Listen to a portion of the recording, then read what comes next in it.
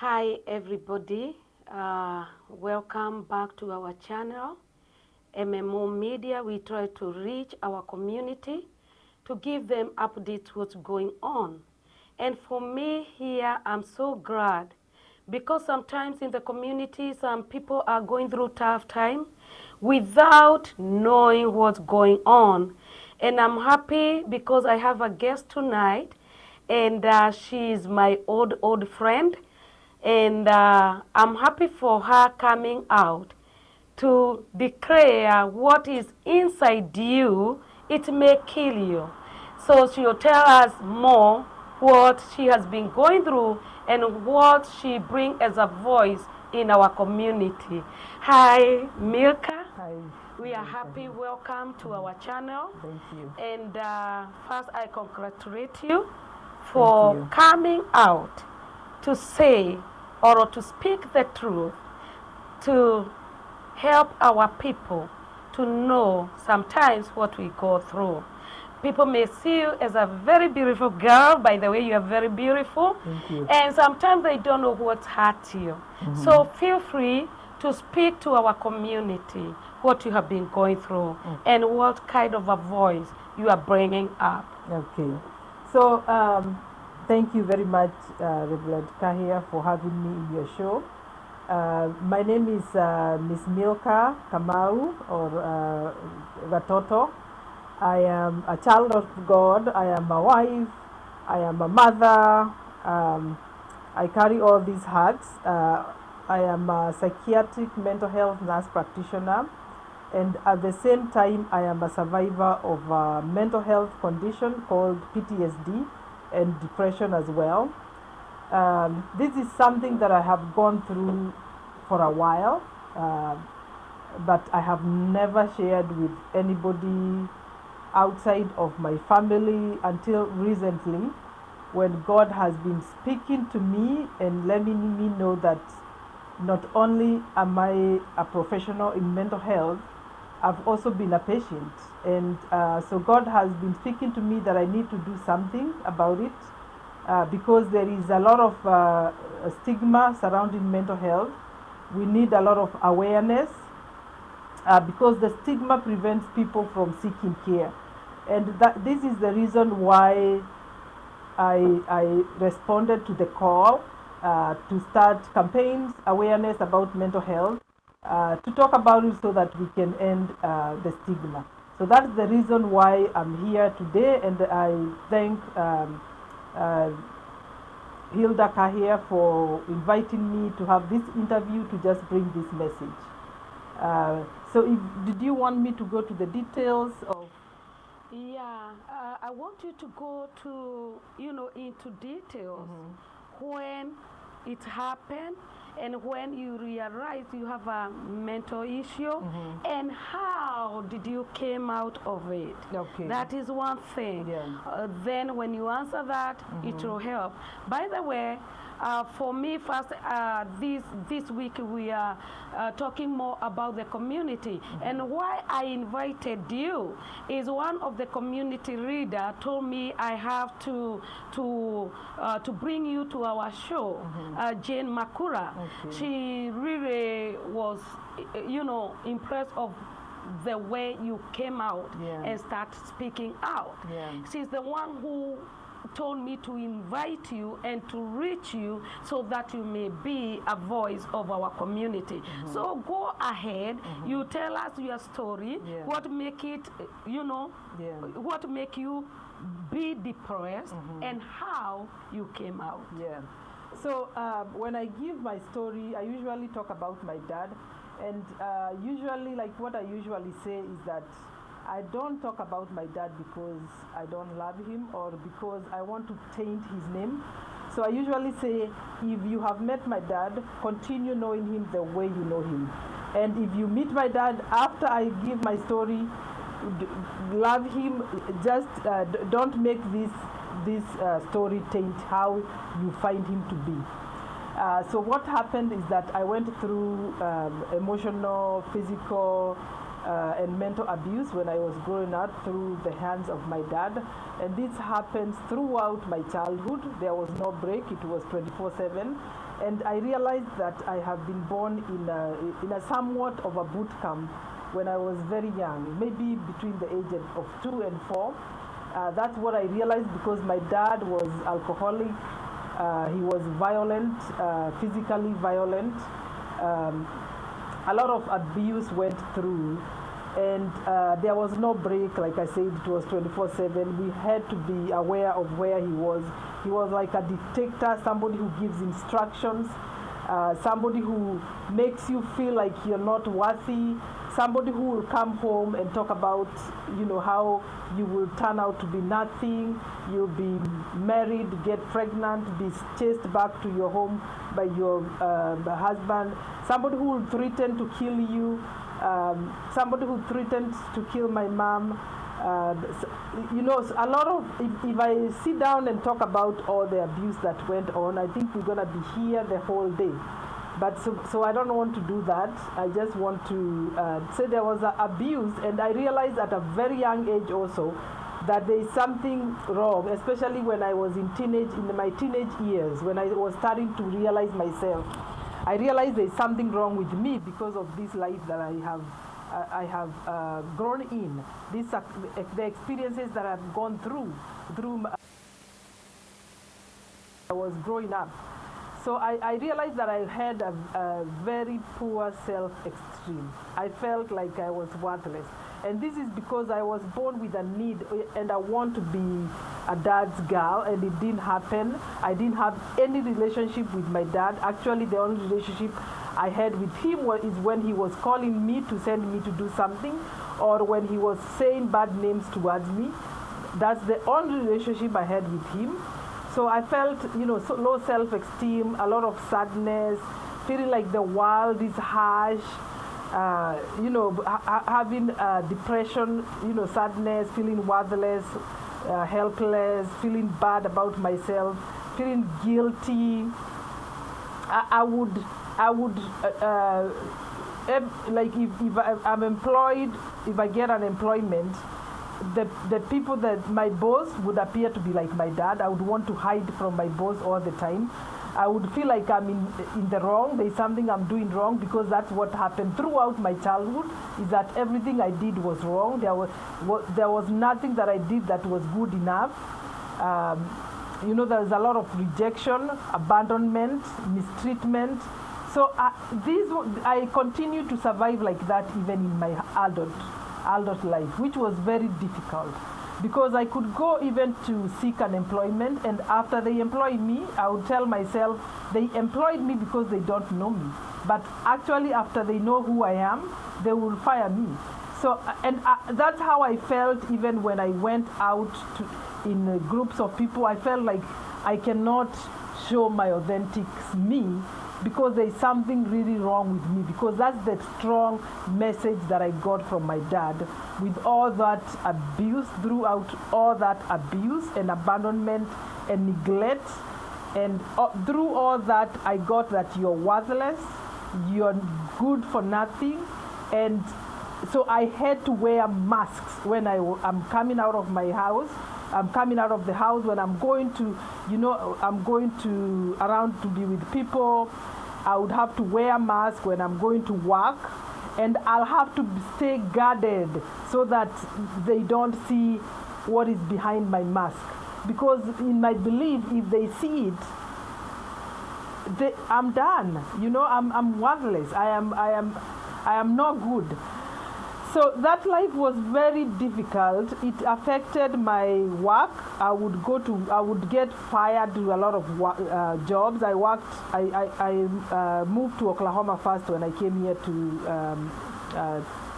United States, and I almost got employed in all the facilities there, because I worked in nursing facilities, because my bosses would be like my dad, and my relationship with my dad is tag and run, cat and mouse. You see him, you run, you hide. So, and here I have a boss, and I don't know what to do, and I feel like all the time they think I'm doing something wrong, and all this poor self-esteem, and all these, unable to even create boundaries with people, and all. So there was a lot of all these kind of things that was going through that I got tired of living like that. So I decided to seek care, and I sought a counselor. And when I went for the first therapy session, the therapist cut me short when I was giving my story about my dad and all the things that happened to me, and told me, can't you see how lucky you are? That after going through all that, you have been able to achieve what you have achieved today. You are here, you have been able to come this far. But what I was looking for is somebody that will just validate my experience, my moods, my feelings. That's all I was looking for. So when I went there and the therapist interjected me, I wasn't to return there. I'm like, no, it's not working. I went to another therapist, and she did some other activities. I think it's called empty chair activity, where you talk to somebody, you pretend somebody is sitting on an empty chair and you talk to them, somebody who traumatized you or abused you, and you tell them what you would have told them when they were doing that, but still it didn't work. When I left there, I had given up, and it's my husband who had taken me to this therapist, but I didn't tell him that I had given up. And I started thinking about life would be better off without me. I wish I would not be alive, and it went to where I entertained suicide thoughts, the trigger warning. I went to that point where I entertained suicide thoughts. Actually, I had to be taken to the hospital. I had to be admitted to a psychiatric hospital for a few days. And then after that, that's when I did intensive outpatient counseling. After that, I was a registered nurse by then, but then I went back to school, and I was still going on with treatment. I was taking medication and seeing therapists here and there. So I was a registered nurse. I was working alongside psychiatrists, and I got attracted to psychiatry. I started having passion. I started feeling this is something that I can do. Not only have I experienced mental health, I think I can do this type of work. That's why I went back to school for my master's degree in mental health. And after graduating, even when I was studying, I was able to learn all the types of treatment options that there is. So I went for them because I knew the treatments that are available for PTSD. One of the treatments that I did was it's called ketamine therapy. I gave my life to Christ, and then after a while, I started doing a lot of spiritual seeking, spiritual digging, and also, and at that time, that's when God started talking to me about doing something about mental health, especially in our Kenyan community. I have been following our Kenyan community on social media, and I've realized there's a lot of stigma. There's a lot of education that needs to be that we need to educate our community about mental health. There is a lot of myths, that in Nicaragua you have been bewitched, that's why you have a mental health condition. You can snap out of the disease, a lot of things that I have come to learn. I have come to realize that we need to do a lot of work about in mental health. We need to end the stigma, bring the awareness, so that if somebody is going through what I went through, because I suffered in silence a lot. And let me tell you now, when I come out and I tell people about it, most people could not believe me. They were like, we could not think about you going through that. But I really was. But I could not share because I knew that I would be judged negatively. I could not share with anybody. I had to hide completely. I had to wear my mask. I had to make sure that no soul finds out because of the treatment, because I didn't know what kind of treatment I'll get. But I would encourage you out there, if you're going through depression, if you're feeling sad, you're lacking interest in things you enjoy doing. You're feeling fatigued throughout the day. You feel like you don't like yourself. You feel bad about yourself. You're thinking about, you're wishing you were dead than alive. If you're going through such kind of if you are in such kind of a place, there is hope, there is treatment. Depression is treatable. Mental health conditions are treatable. We will urge you to come out and seek for help. And when you seek for help, it's not a sign of weakness, it's a sign of strength. So come out, reach out to therapists, reach out. We have a lot of mental health providers, Kenyan mental health providers here. In Kenya, we have therapists, we have psychiatric hospitals. There are some things that I feel like we need to, there is some improvement that we need to do in Kenya a lot in mental health. And I've talked about this in different forums about suicide being a criminal offense, which is a symptom and a sign of depression. There is no way you can turn around and criminalize something because they are having a sign and a symptom of a condition. So that's one thing that we really need to do something urgently as a country. Also budgeting in mental health. There is zero budgeting of mental health in Kenya. All the budget goes to medical health. It doesn't go to mental health.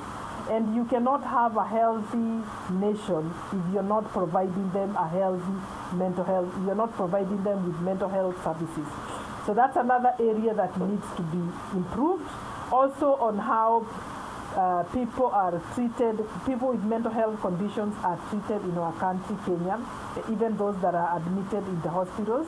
I think that's something that we need to work on, because from the experiences that I've had from people who have been admitted in mental health facilities in Kenya, there are some people who have reported to not have been treated very well with dignity. Wow, Milka. Thank you so much. Thank you. I'm just listening to you. I have few questions I want to ask you. How many are there in your family? How many children? We are five girls. Okay, and you? I'm the last born. You are the last born. Yes. What make you think or to see that your daddy make you, go through depression and not the other kids? It happens to the whole abuse happened to all of us. It wasn't targeted to anybody. It happened to my mom and my siblings, all of us. So we went through the same thing, all of us. Oh, okay. Yeah. So that's very good, because I see some question asking, what make just you think, okay? No, it happened to all of us, and I like my siblings to speak for themselves. I usually don't like to speak for them. Okay. I usually like for them to speak for themselves. Yeah. And it's good because you are speaking out because now you are healed. Yes. And you know what you have been going through. And you want to help somebody there. Right. Okay. That is your growing up. Let's come to your marriage. When your husband married you, did he knew about what you have been going through? Or it just happened on you are in the middle of relationship? Yeah, I actually hid from him. I did not disclose to him of my mental health issues when we met. He actually came to realize when we have already married, and that my condition was really affecting my marriage, because my husband, to me, he appeared to be my dad, and he told me so many times that I'm not your dad. But for me, any man is cuckoo, and because my dad was behaved like this, I wasn't. Men usually made me feel like it's like they don't have emotions. They're not compassion. That's how I felt, and so I talked to him about the trauma that I went through in my childhood so many times until he could not take it anymore. But he could listen to me, but it would reach a point where it's too much. I'm talking about it throughout so much time. And I'm comparing everything he says or does or whatever. I'm comparing it to my dad. It's like it's like he's become my dad now. So, okay, how did you trust him as a man? You know what I mean? Husband. Yeah, because if you go through trauma, through your dad, you don't trust. You said you didn't trust any man. Yeah, I didn't trust him. What make you trust your husband and you agree to be married? I didn't trust him, but I like that he supported me. Okay. He was there with me throughout. He supported me, even though he could, at some point, he could reach a point and say, I definitely cannot help me. I'm not a professional. I cannot help you beyond this, but he supported me. Okay, when you get married, is that the time he realized you have issue or before? Or in between your courtship, did he realize that there is something which is bothering you? Because you said you hide it. Yeah, I knew how to hide it very well. Exactly. And that's something that I'd like people to remember, is that depression, people are able to hide it very easily because you can put a smile on your face and go to work and come back and sleep the whole day. So I was able to hide it very well. Actually, even the day that I attempted suicide, he left me in the house very well and we said goodbye very well, but I knew what my plans were. So I hid it from him. Wow, Yeah. wow. So how did he know that you are committing suicide or you were trying to commit suicide? Because I didn't want to give a lot of details. Okay. But I'm going to say that there was a note. So that's how he found out. Oh, Yeah. okay, Yeah. okay. Do you think, okay, I'm asking this because I did about the mental health, and a lot of people ask me a lot of questions about some people, your husband take advantage to know the woman is on, on mental, they have mental health issues. They take advantage. But first, I salute your husband. I wish as a man, he can come out and share the story how he, he handled this. You reached that point. Yes, I know please. he'll help a lot of people. Yeah, because he will help a lot of people. Because a lot of men can give up. Yeah. I say, you know what? Go to hell. Yeah. But thank you so much because you are laying foundation to say the mental health is real. And we have seen it in Kenya, where we come from. We have seen like somebody killing the dad. The other day we saw on the news that a man just was about to kill the brother, and then he ended up killing the dad. And on me, I was like, maybe that man, he's not by himself. Yeah. So he needs to be checked. But the problem, and those who are out there, please, in our country, when you have some mental issue, they always take you direct to Madari. Right. And you start that, medicine. Yeah. So I don't know how we're going to reach our Kenyan community, let's say back Kenya, how we can bring change for people to understand mental health is real. It's real. It's real. Yes, Yeah. yes. And the cases of suicide, they just keep going up. Yeah. So definitely what we have been doing is not working, and we just need to change our approach on how we have been treating mental health. We just need to start giving it the weight that it deserves. Thank you. And another thing, how can you encourage those people who has mental issue? How? I would because you say something about medicine. Is it good to tell them they have to take medicine? Yes. Because some they don't. What did you do to help somebody who is suffering? You know, this is what I would say, that because of the stigma, that is the biggest issue that we have in mental health, actually. And that is even the reason why we are not seeing any progress, is because of the stigma. If we take care of the stigma, we will see improvement in mental health.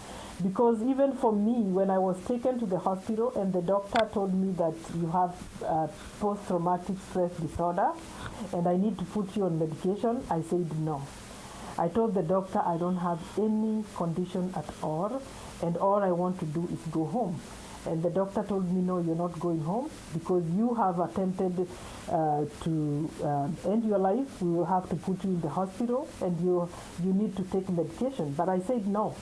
I was saying no, not because I did not know I have any condition, but because if I take medication, I'm put a stamp that I have mental health condition, which is being crazy, the way we call people, which is mwenda wazimu. So there is no way I would have taken those medications and put a stamp on me that I have mental health condition, that I'm crazy.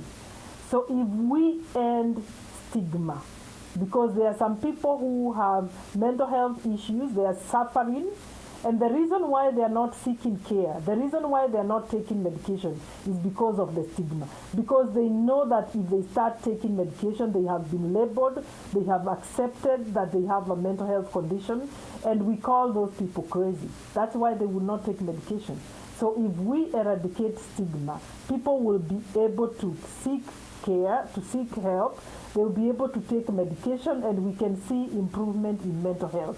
But if we continue with the stigma, if we continue negatively judging somebody because of a condition, just like physical condition, medical condition, then we're gonna keep having poor outcomes in mental health. We just have to educate ourselves about mental health. You don't have to be an expert, just a general idea, general information about mental health conditions and how they are treated and what causes them, so that you don't go around judging people based on the rumors that you have heard, not based on the education that you have, but based on the rumors that you have heard that mental health condition is caused by somebody was bewitched, or somebody doesn't have enough faith. So it's good for us to educate ourselves about these things and to take mental health issues with the weight that it deserves. Thank you so much. What about rehab? Is it good for people to go to rehab? Does it has a healing? Because there is I saw a text here. This woman, the daughter is going through a tough time, and she's like, I don't know who can help my daughter. And I'm happy to know you because I can refer them to you. And we have also doctor who always come once a month in our channel to speak about mental health. So our job is to create a platform because I'll heal them spiritually, pray for them. But when they come to you, you show them reality. So is to go to rehab, does it help? Yes. Especially in substance abuse, things like alcohol use disorder, substance abuse, like things like cocaine, meth abuse, things like that. Those people need rehab so that they can be able to detox from the alcohol and be able to stay away from the drugs. Also, people who have severe mental health conditions like bipolar or schizophrenia that is not being managed by medications, they can also go for long-term rehab for a while, where their medications can be adjusted until they are stable enough. Also, patients who have eating disorders, they benefit from going to rehab so that they can be able to change their behavior around food. So rehab is also very important. And I know you asked me about medications, and I wanted to give some details a little bit about medication. Usually with medication, something like depression, when a professional does an evaluation, they can be able to tell if your depression is mild, if it's moderate, or it's severe. If it's mild and moderate, we usually encourage patients to take medication. That is our recommendation for them to take medication. If it's mild, we can do something like counseling alone. But when it becomes moderate to severe, then we need to do more. We need to do medication. We do plus therapy usually works the best than when we do one by itself. So medications are very important. Rehab is also very important. Thank you so much. Thank you so much, Milka. We love you so much. You know, some can say like, oh, Pastor Hilda, you are too tough asking some question. But you know, as a pastor, we have these people there, and we don't know how to heal them. And that's why I'm asking you a lot of questions, so that they may see, oh, she went through that. So even me, I can agree to go, you know, there is hope. Exactly. There is hope. Yeah. There is hope. There is hope. Thank you. Thank you so much. Thank you. God bless you. That was our guest, Milka Gatoto, because he says she will not cover her face anymore. She has to come out and speak the truth, to speak reality. Maybe you are going through tough time. Maybe you are depressed and you don't know. Maybe you feel like killing yourself. But before you do that, here we are. She's ready. She wants to heal our community, telling our community, don't just keep quiet by yourself, because what is inside you, it may kill you.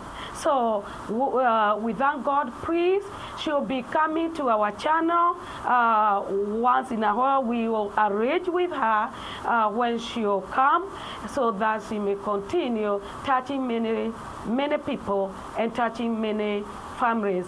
Very soon in December, we're going to be hosting every person with a mental issue, and we will have a few doctors to come. You can ask any question, and I know it is going to heal many people. Thank you for coming to our channel. Please subscribe our channel, so that everything which is happening in our media, it will give you a right to know. Our goal is to speak out. Our goal is to bring real us in the community. Remember, we support you with the word of God. Remember, some things, it don't need only spiritual. It needs completely therapy. Yeah. So, and that's why our ministry is reaching everybody. Everybody, as you are, God will deal with you. Thank you. God bless you, and meet you again. God bless. Thank you for coming. You very much. May God bless you. Thank you. Oh yeah. May you continue shining. Thank you. Yes, for the kingdom of God. Yeah. Talk to your husband. We would like one day to come, and you and him to speak out. I know you'll get there. Amen. He's very there. Amen. You help a lot of people. Yes. That have spouses going through mental health condition, and then you can help them on how you were able to support me. Yes. To these points that I've reached. Yeah. Yeah. That's true. Yeah. Thank you. And I'm Thank happy you so for your much. mom bringing you to our studio. We were with them in church, and she said, I'll take you. Oh, that's good. Yeah. Thank you. She has been my good friend Yeah. for many years. I didn't know she's your mom. She's my mom. Yeah. I thought you knew. No, I didn't. I go with her. Yeah. Oh, thank you so much. Wow. How was that? It was good. You did good. Oh.